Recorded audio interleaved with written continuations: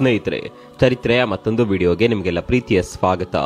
ಪರಿಸ್ಥಿತಿ ಚೆನ್ನಾಗಿದ್ದಾಗ ಎಲ್ಲರೂ ನಮ್ಮವರು, ಆದರೆ ನಮ್ಮ ಪರಿಸ್ಥಿತಿ ಸ್ವಲ್ಪ ಕೆಟ್ಟು ಹೋಗಿಬಿಟ್ರೆ ನಮ್ಮವರೇ ನಮ್ಮಿಂದ ದೂರ ಆಗಿಬಿಡ್ತಾರೆ. ಇದಕ್ಕೆ ಈಗ ದರ್ಶನ್ ಬದುಕು ಕೂಡ ಉದಾಹರಣೆಯಾಗಿ ನಿಂತಿದೆ.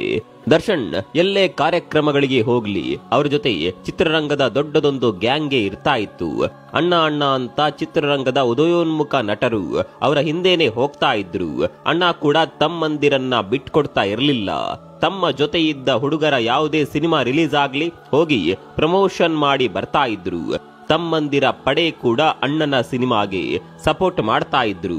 ಇದೀಗ ಅಣ್ಣ ದೊಡ್ಡ ಕೇಸ್ನಲ್ಲಿ ಸಿಕ್ಕಿ ಹಾಕಿಕೊಂಡಿದ್ದಾರೆ. ಅವರ ಹಿಂದೆ ನಿಲ್ಲುತ್ತಿದ್ದ ಚಿತ್ರರಂಗದ ಯಾವುದೇ ನಟರು ತುಟಿ ಬಿಚ್ಚುತ್ತಿಲ್ಲ, ಮಾತನಾಡೋದಕ್ಕೆ ಹಿಂಜರಿಯುತ್ತಿದ್ದಾರೆ. ಸಮರ್ಥನೆ ಮಾಡುವಂತಹ ಕೇಸ್ ಖಂಡಿತವಾಗಿಯೂ ಇದಲ್ಲ. ಏನೇ ಆದ್ರೂ ನಮ್ಮ ಜೊತೆ ಇದ್ದವರು ಅನ್ನುವ ಭಾವನೆ ಕೂಡ ಇಲ್ಲ ಅನ್ಸುತ್ತೆ. ಯಾರು ಕೂಡ ಹೊರಗೆ ಬರ್ತಾ ಇಲ್ಲ. ದರ್ಶನ್ ವಿಚಾರ ಮಾತನಾಡಿ ಅಂದ್ರೆ ಕೈ ಮುಗಿಯುತ್ತಿದ್ದಾರೆ. ಇದು ದರ್ಶನ್ ಜೊತೆಗಿದ್ದ ಹುಡುಗರ ಕಥೆಯಾದ್ರೆ ಹೆತ್ತ ತಾಯಿ ಕೂಡ ಮಗನಿಂದ ದೂರವಾಗಿದ್ದಾರೆ. ತಾಯಿ ದರ್ಶನ್ ಜೊತೆ ಮಾತು ಬಿಟ್ಟು ತುಂಬಾನೇ ವರ್ಷಗಳಾಗಿದೆ ಅನ್ನುವ ಮಾತುಗಳು ಕೂಡ ಕೇಳಿ ಬರ್ತಾ ಇದೆ. ಈಗ ಮಗನ ಕೇಸ್ ಬಗ್ಗೆ ಮಾತನಾಡೋದಕ್ಕೆ ಕೂಡ ತಾಯಿಗೆ ಇಷ್ಟ ಇಲ್ಲ.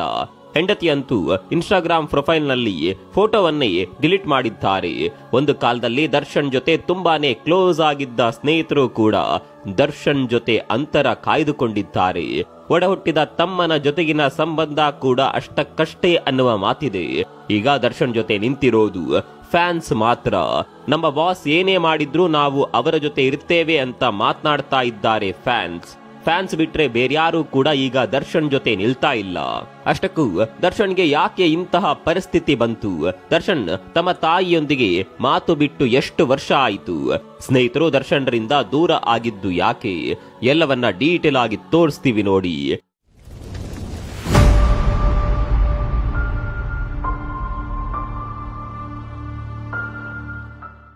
ತೆರೆ ಮೇಲೆ ಪೊಲೀಸ್ ಆಗಿ ಅಬ್ಬರಿಸಿದ್ದ ದರ್ಶನ್ ಈಗ ಪೊಲೀಸರ ಮುಂದೆ ತಲೆ ತಗ್ಗಿಸಿ ಕುಳಿತುಕೊಂಡಿದ್ದಾರೆ. ತನ್ನ ಗೆಳತಿ ಮೇಲಿನ ಅತಿಯಾದ ಪ್ರೀತಿ ದರ್ಶನ್ ಕೈಯಲ್ಲಿ ದೊಡ್ಡ ತಪ್ಪು ಮಾಡುವಂತೆ ಮಾಡಿಬಿಟ್ಟಿದೆ. ರಾಜ್ಯದಾದ್ಯಂತ ಜನ ದರ್ಶನ್ ವಿರುದ್ಧ ತಿರುಗಿ ಬಿದ್ದಿದ್ದಾರೆ. ದರ್ಶನ್ ಅಭಿಮಾನಿಗಳು ಮಾತ್ರ ನಮ್ ಬಾಸ್ ಏನೇ ಮಾಡಿದ್ರು ನಾವು ಅವ್ರ ಜೊತೆ ಇರ್ತೀವಿ ಅಂತ ಹೇಳ್ತಿದ್ದಾರೆ. ಮತ್ತೊಂದ್ ಕಡೆ ಈ ಹಿಂದೆ ದರ್ಶನ್ ಜೊತೆ ಆಪ್ತವಾಗಿ ಗುರುತಿಸಿಕೊಳ್ಳುತ್ತಿದ್ದವರು ಯಾರೂ ಕೂಡ ಮುಂದೆ ಬರ್ತಾ ಇಲ್ಲ. ದರ್ಶನ್ ವಿರುದ್ಧವಾಗಿ ಅಂತೂ ಮಾತನಾಡೋದಕ್ಕಾಗೋದಿಲ್ಲ. ದರ್ಶನ್ ಪರವಾಗಿ ಮಾತನಾಡಿದ್ರೆ ಎಲ್ಲಿ ತಮ್ಮ ಇಮೇಜ್ಗೆ ಡ್ಯಾಮೇಜ್ ಆಗುತ್ತೋ ಅನ್ನುವ ಭಯ ಅವರನ್ನ ಕಾಡ್ತಾ ಇದೆ.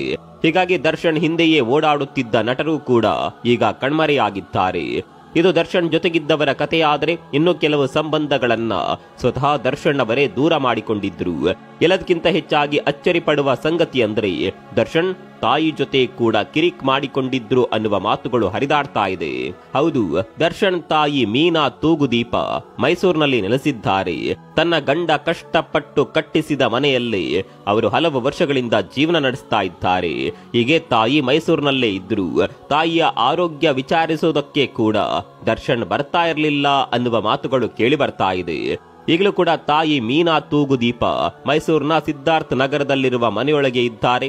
ಆದರೆ ಮೀನಾ ತೂಗುದೀಪ ಯಾರೊಂದಿಗೂ ಮಾತನಾಡಲು ಬಯಸುತ್ತಿಲ್ಲ. ದರ್ಶನ್ ಅಕ್ಕನ ಮಗ ಚಂದನ್ ಮೈಸೂರಿನ ನಿವಾಸದಲ್ಲಿದ್ದು ಮೀನಾ ಅವರ ಆರೋಗ್ಯವನ್ನ ನೋಡಿಕೊಳ್ಳುತ್ತಿದ್ದಾರೆ. ಒಂದು ಮಾಹಿತಿ ಪ್ರಕಾರ ದರ್ಶನ್ ತಮ್ಮ ತಾಯಿಯ ಜೊತೆಗೆ ಕೂಡ ಇತ್ತೀಚೆಗೆ ಜಗಳವಾಡಿದ್ದಾರೆ. ಜಗಳ ಆಡಿ ಮಾತು ಬಿಟ್ಟಿದ್ದಾರೆ. ಅಷ್ಟೇ ಅಲ್ಲ, ತಾಯಿಯ ಮನೆಗೆ ಹೋಗದೆ ತುಂಬಾ ದಿನಗಳೇ ಆಗಿ ಹೋಗಿದೆ. ತಾಯಿ ಹಾಗೂ ಮಗನ ನಡುವೆ ಮಾತುಕತೆಯೂ ಇಲ್ಲ ಅಂತ ಮೈಸೂರಿನ ಜನ ಮಾತನಾಡುತ್ತಿದ್ದಾರೆ. ಇದೇ ಕಾರಣಕ್ಕೆ ತಾಯಿ ಮೀನಾ ತೂಗುದೀಪ ಮಗನ ಬಗ್ಗೆ ಮಾತನಾಡೋದಕ್ಕೆ ನಿರಾಕರಿಸಿದ್ದಾರೆ ಅನ್ನುವ ಮಾತುಗಳಿದೆ. ಮತ್ತೊಂದು ಶಾಕಿಂಗ್ ಸಂಗತಿ ಅಂದ್ರೆ ದರ್ಶನ್ ತಮ್ಮ ದಿನಕರ್ ತೂಗುದೀಪ ಅವರ ಜೊತೆ ಕೂಡ ಸಂಬಂಧ ಹಳಿಸಿಕೊಂಡಿದ್ದಾರೆ. ಅವರ ನಡುವಿನ ಬಾಂಧವ್ಯ ಅಷ್ಟಕ್ಕಷ್ಟೇ ಅನ್ನುವ ಗುಸುಗುಸು ಮಾತುಗಳು ಕೇಳಿ ಬರ್ತಾ ಇದೆ. ಇನ್ನು ಸೃಜನ್ ಲೋಕೇಶ್ ಹಾಗೂ ದರ್ಶನ್ ನಡುವಿನ ಸ್ನೇಹ ಎಂತದ್ದು ಅನ್ನೋದನ್ನ ನೀವೆಲ್ಲ ನೋಡಿರಬಹುದು. ಚಡ್ಡಿ ದೋಸ್ತುಗಳಂತೆ ಇದ್ದವರು ದರ್ಶನ್ ಹಾಗೂ ಸೃಜನ್ ಲೋಕೇಶ್. ಆದರೆ ಇತ್ತೀಚೆಗೆ ಸೃಜನ್ ಲೋಕೇಶ್ ಕೂಡ ದರ್ಶನ್ ಜೊತೆ ಅಂತರ ಕಾಯ್ದುಕೊಂಡಿದ್ದಾರೆ ಅನ್ನುವ ಮಾತುಗಳಿದೆ. ಹೀಗೆ ತಮ್ಮ ಆಪ್ತರು ಎನಿಸಿಕೊಂಡವರ ಜೊತೆಯೇ ಇತ್ತೀಚೆಗೆ ದರ್ಶನ್ ದೂರವಾಗಿ ಬಿಟ್ಟಿದ್ರು. ಅತ್ತ ಹೆಂಡತಿ ವಿಜಯಲಕ್ಷ್ಮಿ ಜೊತೆಯೂ ದರ್ಶನ್ ಸಂಬಂಧ ಅಷ್ಟಕ್ಕಷ್ಟೇ ಇತ್ತು. ದರ್ಶನ್ಗೆ ಪವಿತ್ರ ಗೌಡನೇ ಸರ್ವಸ್ವ ಆಗಿಬಿಟ್ಟಿದ್ಲು. ಈ ಪವಿತ್ರ ಗೌಡ ಬಂದ ಮೇಲೆಯೇ ದರ್ಶನ್ ಕಂಪ್ಲೀಟ್ ಆಗಿ ಬದಲಾಗಿ ಹೋದ್ರು ಅಂತ ಅವರ ಆಪ್ತ ವಲಯ ಹೇಳುತ್ತೆ. 10 ವರ್ಷದ ಹಿಂದೆ ದರ್ಶನ್ ಹೀಗಿರ್ಲೇ ಇಲ್ಲ. ಕುಟುಂಬದ ಜೊತೆ ಆಪ್ತವಾಗಿದ್ರು. ದರ್ಶನ್ ಅಂದ್ರೆ ಎಲ್ಲರಿಗೂ ಬೇಕಾಗಿದ್ದ ವ್ಯಕ್ತಿ. ಆದ್ರೆ ಯಾವಾಗ ಪವಿತ್ರ ಗೌಡ ಎಂಟ್ರಿ ಆಗುತ್ತೋ ಅಲ್ಲಿಂದ ದರ್ಶನ್ ಎಲ್ಲರ ಜೊತೆ ದೂರ ಆಗ್ತಾ ಬಂದ್ರು. ದರ್ಶನ್ ಅವರ ಇತ್ತೀಚಿನ ಪ್ರಕರಣಗಳಲ್ಲಿ ಪವಿತ್ರ ಗೌಡ ಅವರ ಪಾತ್ರವೇ ತುಂಬಾನೇ ದೊಡ್ಡದಿದೆ. ಮತ್ತೊಂದ್ ಕಡೆ ಈ ಪವಿತ್ರ ಗೌಡ ವಿಚಾರವಾಗಿ ಪತ್ನಿ ವಿಜಯಲಕ್ಷ್ಮಿ ತುಂಬಾನೇ ನೋವು ಅನುಭವಿಸಿದ್ದಾರೆ. ಆದರೆ ಮಗನಿಗೋಸ್ಕರ ಎಲ್ಲವನ್ನ ಸಹಿಸಿಕೊಂಡು ಬದುಕಿದ್ರು. ಈ ಪ್ರಕರಣ ನಡೆದ ನಂತರವಂತೂ ವಿಜಯಲಕ್ಷ್ಮಿ ತೀವ್ರವಾಗಿ ನೊಂದಿದ್ದಾರಂತೆ. ಇನ್ನೇನಿದ್ರು ನಾನು ನನ್ನ ಮಗನಿಗೋಸ್ಕರ ಮಾತ್ರ ಬದುಕುತ್ತೇನೆ ಅಂತ ವಿಜಯಲಕ್ಷ್ಮಿ ತಮ್ಮ ಆಪ್ತರಲ್ಲಿ ಹೇಳಿಕೊಂಡಿದ್ದಾರಂತೆ. ಇದು ಆಪ್ತರ ಕಥೆಯಾದರೆ ದರ್ಶನ್ರಿಂದ ಲಾಭ ಪಡೆದುಕೊಂಡು ಈಗ ಸೈಲೆಂಟ್ ಆದವರ ಕತೆ ಬೇರೆನೇ ಇದೆ. ದರ್ಶನ್ ಎಷ್ಟು ಜನರ ಎಲೆಕ್ಷನ್ ಕ್ಯಾಂಪೇನ್ಗೆ ಹೋಗಿದ್ರು ಅನ್ನೋದು ನಿಮ್ಗೆಲ್ಲ ಚೆನ್ನಾಗಿಯೇ ನೆನಪಿರಬಹುದು. ಅದರಲ್ಲೂ ಪ್ರಮುಖವಾಗಿ ಕಳೆದ ಬಾರಿಯ ಮಂಡ್ಯ ಎಲೆಕ್ಷನ್ ನಲ್ಲಿ ದರ್ಶನ್ ಎಷ್ಟೆಲ್ಲ ಸುತ್ತಾಡಿದ್ರು ಅನ್ನೋದು ನಿಮ್ಗೆ ಗೊತ್ತಿರಬಹುದು. ಹೌದು, ಸುಮಲತಾ ಅವರ ಪರವಾಗಿ ದರ್ಶನ್ ಸ್ವಾಭಿಮಾನದ ಸಮರವನ್ನೇ ನಡೆಸಿಬಿಟ್ಟಿದ್ರು. ಸುಮಲತಾ ಅಂತೂ ದರ್ಶನ್ ರನ್ನ ತಮ್ಮ ಮಗ ಇದ್ದಂತೆ ಅಂತ ಹೇಳಿಬಿಟ್ಟಿದ್ರು. ಆದರೆ ಈಗ ತಮ್ಮ ಮಾನಸ ಪುತ್ರ ಕಾಕಿಕೋಟೆಯಲ್ಲಿ ಬಂದಿಯಾಗಿರುವಾಗ ಸುಮಲತಾ ಎಲ್ಲೂ ಕೂಡ ಕಾಣಿಸಿಕೊಳ್ಳುತ್ತಿಲ್ಲ. ಪರಿಸ್ಥಿತಿ ಮನುಷ್ಯನನ್ನ ಹೀಗೆ ಮಾಡಿಸಿ ಬಿಡುತ್ತೆ ಅನ್ಸುತ್ತೆ. ಇನ್ನು ಈ ಕೇಸ್ನಲ್ಲಿ ಒಂದೊಂದೇ ಬೆಳವಣಿಗೆಗಳು ನಡೀತಾ ಇದೆ. ಕಾಕಿ ವಶದಲ್ಲಿರುವ ದರ್ಶನ್ ಸಿಗರೆಟ್ ಬೇಕು ಅಂತ ಹಠ ಹಿಡಿತಾ ಇದ್ದಾರಂತೆ. ಸಿಗರೆಟ್ ಇಲ್ಲದೆ ಕೈ ನಡುಗುತ್ತಿದೆ, ದಯವಿಟ್ಟು ಸಿಗರೆಟ್ ತಂದು ಕೊಡಿ ಅಂತ ದರ್ಶನ್ ಪೊಲೀಸರ ಬಳಿ ಅಂಗಲಾಚುತ್ತಿದ್ದಾರಂತೆ. ಇನ್ನು ದರ್ಶನ್ ವಿರುದ್ಧ ರೌಡಿ ಶೀಟರ್ ತೆರೆಯಬೇಕು ಅನ್ನುವ ಬಗ್ಗೆ ಚರ್ಚೆಗಳು ಕೂಡ ನಡೀತಾ ಇದೆ. ದರ್ಶನ್ ಮೇಲೆ ಈಗಾಗಲೇ ಹಲ್ಲೆ ಪ್ರಕರಣ ದಾಖಲಾಗಿದೆ. ಅವರ ಮೇಲೆ ಏನೆಲ್ಲ ಕೇಸ್ ಆಗಿದೆ ಅನ್ನೋದು ನಿಮ್ಗೆಲ್ಲ ಗೊತ್ತಿರಬಹುದು. ಅವರ ಆಸು ಪಾಸಿರುವ ಕೆಲವರ ಮೇಲೂ ಸಹ ಕೆಲವು ಕ್ರಿಮಿನಲ್ ಕೇಸ್ಗಳಿದೆ. ಇನ್ನು ದರ್ಶನ್ ಮಾತನಾಡುವ ಶೈಲಿಯಲ್ಲಿ ಕೂಡ ಪ್ರೇರೇಪಣೆಯ ಮಾತುಗಳಿದೆ. ಹೀಗಾಗಿ ಸಾಲು ಸಾಲು ಪ್ರಕರಣಗಳಲ್ಲಿ ದರ್ಶನ್ ಹೆಸರು ಕೇಳಿ ಬರ್ತಾ ಇರೋದ್ರಿಂದ ಇದನ್ನೆಲ್ಲ ಪರಿಗಣಿಸಿ ರೌಡಿ ಶೀಟರ್ ತೆರೆಯಬಹುದು ಅನ್ನುವ ಬಗ್ಗೆ ಚರ್ಚೆಗಳು ಕೂಡ ನಡೀತಾ ಇದೆ. ಒಂದ್ ವೇಳೆ ಇದು ನಿಜವೇ ಆದಲ್ಲಿ ಚಿತ್ರರಂಗದಲ್ಲಿ ಡಿ ಬಾಸ್ ಅಂತ ಅಬ್ಬರಿಸಿದ ದರ್ಶನ್ ರೌಡಿ ಅನ್ನುವ ಪಟ್ಟವನ್ನ ಕಟ್ಟಿಕೊಳ್ಳಲಿದ್ದಾರೆ.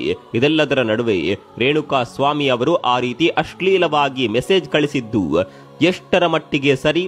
ನಿಮ್ಮ ಮನೆಯ ಹೆಣ್ಣು ಮಕ್ಕಳಿಗೆ ಆ ರೀತಿ ಮೆಸೇಜ್ಗಳನ್ನ ಕಳಿಸಿದ್ರೆ ನೀವು ಸುಮ್ಮನೆ ಇರ್ತಿದ್ರಾ?